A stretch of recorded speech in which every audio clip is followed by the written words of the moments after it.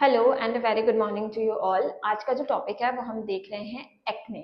ठीक है, इससे बहुत ज़्यादा लोग परेशान होते हैं, पर हम इसके डायरेक्ट सॉल्यूशन या ट्रीटमेंट में जाने से पहले ये समझते हैं कि एक्ने हमारी बॉडी में होते क्यों हैं। ठीक है, तो एक्ने की जो मोस्ट कॉमन साइट्स होती हैं वो होती है चीक्स, फोरहेड, शोल्डर्स और बैक पे बहुत ज़्यादा पाए जाते हैं।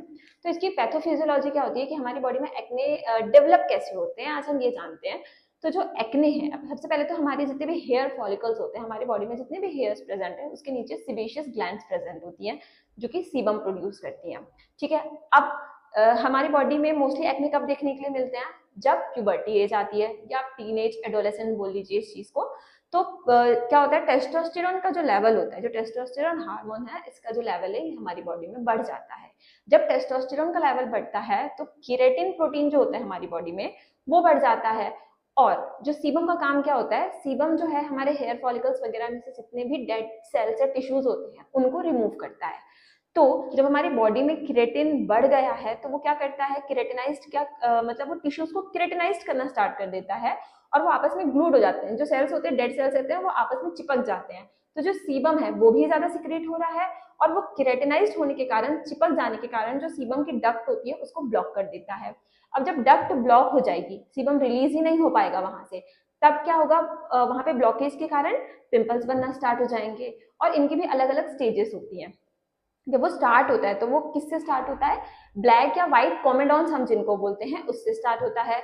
उसके बाद तो नेक्स्ट स्टेज जो आती है वो कौन सी आती है? रेडनेस जब आ जाती है, दैट इज पेप्यूल्स। अब उसके अंदर पस फॉर्मेशन हो गया है तो उसको हम क्या बोलेंगे? पस्ट्यूल्स। जब आप देखेंगे कि जो एक्ने होते हैं उसके अंदर कुछ अगर येलोइश डिस्कलरेशन आने लग जाता है, वो पेनफुल हो जाता है, तब यहाँ पे क्या चीज हो जाती है, अंदर पस फिल्ड हो जाता है जिसको पस्ट्यूल्स बोला जाता है। अब इस स्टेज में भी अगर एक्ने हील नहीं हुआ तो नेक्स्ट स्टेज जो होती है वहां पे कौन सी हम स्टेज पे जाते हैं, दैट इज सिस्ट का फॉर्मेशन हो जाता है, मतलब वही चीज और ज्यादा बड़ी हो गई है। और लास्ट स्टेज होती है नोड्यूल्स की। अब इसके लिए लोग क्या करते हैं, बहुत सारे अगर स्टेरॉइड्स ले लेंगे या बहुत सारे फेस जेल, फेस क्रीम्स वगैरह अप्लाई करने लग जाते हैं कि कैसे भी करके बस ये जो एक्ने है ये चले जाएं। अब हम आगे चल के ये देखते हैं कि कौन कौन सी होम्योपैथिक रेमेडीज हैं जो हम एक्ने के लिए दे सकते हैं और जिनका बहुत अच्छा इंडिकेशन और रिजल्ट है। तो फर्स्ट अगर हम बात करते हैं बेलाडोना की, तो अगर जो पिंपल्स हैं वो रेड दिख रहे हैं, बहुत ज्यादा पेनफुल है, हीट क्रिएट कर रहे हैं, तो वहां पे हम कौन सी मेडिसिन दे सकते हैं? बेलाडोना। नेक्स्ट हम देखते हैं हिपर सेल्फ। हिपर सेल्फ का जो मेन इंडिकेशन है वो जब भी पस फॉर्मेशन हो जाता है तब देते हैं। पर इसकी और साइलिशा की एक डोज की अगर हम पोटेंसी की बात करें तो उसमें एक रिलेशन चलता है कि अगर पस फॉर्म हो चुका है तो हमें उस पस को ड्रेन आउट करवाना है। तो हम हिपर 30 में अगर देंगे तो वो जो पस है वो ड्रेन आउट हो जाएगा और जो स्किन है वहां पे उसकी हीलिंग प्रोसेस बढ़ जाएगी। पर वहीं पे अगर जो अभी रेडनेस बस प्रेजेंट है, बहुत ज्यादा हीट प्रेजेंट नहीं है, पेन प्रेजेंट नहीं है, पर पेप्यूल्स वाली कंडीशन है और वहां पे रेडनेस प्रेजेंट है, तो हम यहाँ पे उस जो पिंपल है उसको एब्जॉर्ब कराने के लिए, उसी कंडीशन में एब्जॉर्ब हो जाए और वो पस्ट्यूल की स्टेज तक ना जाए, इसके लिए हम हिपर 200 का यूज कर सकते हैं, जिससे जो पिंपल है वो वहीं का वहीं खत्म हो जाएगा। अगली मेडिसिन हम देखते हैं साइलिशिया। ये भी जो होती है बहुत ज्यादा, जिसमें पस फिल्ड हो जाता है उन्हीं लोगों के लिए होती है। पर यहाँ पे आप देखोगे कि पर्सन यहाँ पे भी बहुत ज्यादा चिली और साथ में इंट्रोवर्ट भी मिलता है। तो यहाँ पे अगर हम जैसे अपोजिट चलेंगे हिपर सेल्फ से, कि अगर पस फिल्ड हो चुका है तब हम यहाँ पे अगर साइलिशिया 200 का डोज देंगे तो पस क्या होगा, बाहर हो जाएगा और वहां पे स्किन हील हो जाएगी।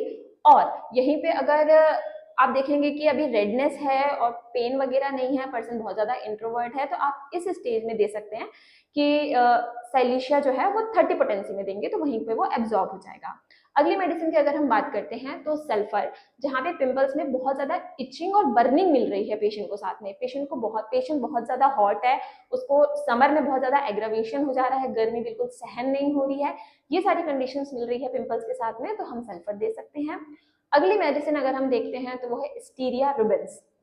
स्टीरिया रुबिन्स का क्या इंडिकेशन है कि रेड पिंपल्स होंगे यहाँ पे बेलाडोना की तरह, पर वो साइज में बड़े होंगे, plus most of the time back में प्रेजेंट होंगे या फेस के चीक में सर्कुलर तरीके से प्रेजेंट होंगे, और वो इतने ज्यादा पेनफुल होंगे कि जो पेशेंट उसको टच भी नहीं कर सकता है। और सिर्फ एक या दो पिंपल्स नहीं प्रेजेंट होंगे यहाँ पे, मल्टीपल मल्टीपल, मतलब जो एक तरीके से बोले जो गुच्छे में पिंपल्स मिलते हैं उस तरीके से अगर पिंपल मिल रहे हैं, वहां पे रेडनेस है, बहुत ज्यादा पेन है, तो हम एस्टीरिया रुबिन्स जैसी मेडिसिन का यूज कर सकते हैं। ठीक है, अगले अगर हम बात करते हैं तो एक मदर टिंचर है इचिनीशिया, जिसको हम अगर लिक्विड में मिला के अगर 10 ड्रॉप्स पिए, जिनको भी स्किन की प्रॉब्लम्स आ रही है या जितने भी पिंपल्स एक्ने की प्रॉब्लम्स है, वो अगर इचिनीशिया क्यू को 2 to 3 टाइम्स पर डे पीते हैं पानी में मिला के, तो उनकी बॉडी में जो बॉडी को एक तरीके से आप बोलें तो डिटॉक्सिफाई करने का काम करती है। तो जितना भी बैक्टीरियल इन्फेक्शन हो रहा है वो कहीं ना कहीं बॉडी से रिमूव हो जाता है, और जो नेक्स्ट नए पिंपल हैं वो बनने नहीं देती है नेक्स्ट टाइम बॉडी। तो ऐसी बहुत सारी होम्योपैथिक मेडिसिन हैं जिससे एक्ने बहुत जल्दी ठीक हो सकते हैं। और अगर हम एक बहुत इंपॉर्टेंट मेडिसिन की बात करते हैं कि जब भी हार्मोनल इम्बैलेंस हो रहा है, या आप देख रहे हैं कि प्यूबर्टी में पिंपल्स आने स्टार्ट हो गए हैं, फीमेल पेशेंट है, बहुत ज़्यादा यील्डिंग है कि जैसा बोल दिया वैसा कर दिया, तो आप यहाँ पे पल्सेटिला 30 में अगर देंगे तो यहाँ पे आपको बहुत अच्छे रिजल्ट्स मिलेंगे। पर स्टिल अगर आपको एक्ने है और आप इससे सफर कर रहे हैं और बहुत टाइम से बहुत सारा ट्रीटमेंट ले चुके हैं और वो ठीक नहीं हो रहा है, तो अपने होम्योपैथिक फिजिशियन से कंसल्ट करें, उसके बाद ही इन मेडिसिन में से कोई भी मेडिसिन जो भी वो प्रिस्क्राइब करते हैं आपके पिंपल्स के लिए, वो ही लें। Thank you.